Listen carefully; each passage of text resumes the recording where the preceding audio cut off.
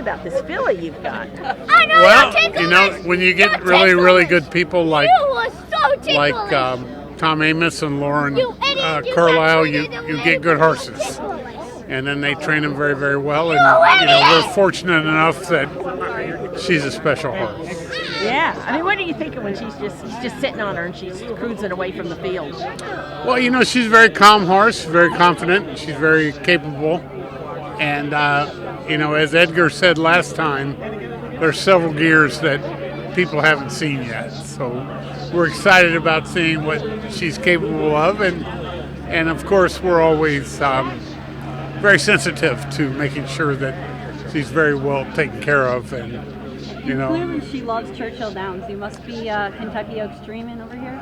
Well, you know, I grew up in Evansville, Indiana, which is just 100 miles from here, and I used to hitchhike to come bet the horses at Churchill. So, you know, that's a long time ago, but I have a very soft spot in my heart for Churchill Downs, and I've been to several Kentucky Derbies, and so it's a lot of fun here, and I really admire what this has become. You know, 50 years ago when I used to come here, Churchill was still wonderful, but it wasn't this. So you guys have done a wonderful job, and Louisville's done a wonderful job, and we're excited about being here. Where do you live now? I live in Naples, Florida. Oh, good for you. Much the best, you know, and she's just going to get better. And thank Tom and everyone to let me ride her, you know, so that's all. Right. Thank you. Congratulations. What are you thinking when you're just sitting on her, and she's just cruising away from the field? Oh, you know, just impressive how nice she is. And, you know, like I say, thanks to everyone who let me ride her, and hopefully kept on going. So that's all.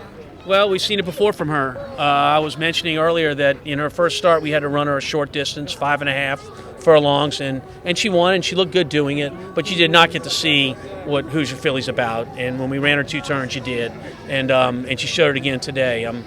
I feel really blessed to have one as talented as she is, and I've said it multiple times. I've never had one as good as she is, and I'm lucky to be a part of her team. She's just got great God-given talent, and you haven't seen the best of her yet.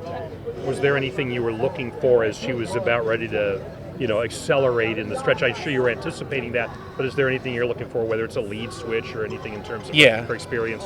So without sounding arrogant, I really thought to myself going into today's race, for her to have any chance to be considered champion 2-year-old filly, she would have to do something really remarkable today. And I came close to telling Edgar, I don't care how far she wins by, let her run down the lane.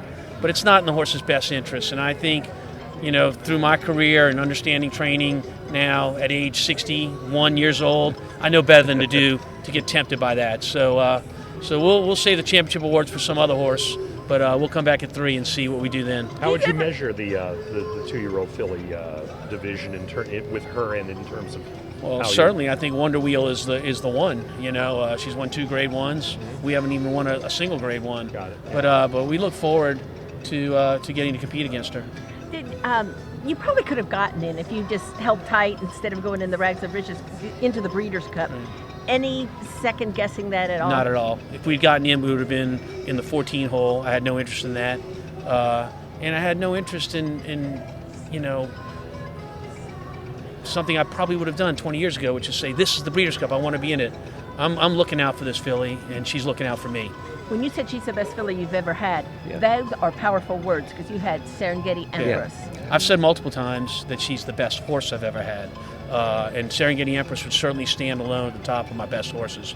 But I've never been around one like this. Where do you take her in terms of? I mean, are you taking her to? She'll go to Florida for a month. Okay.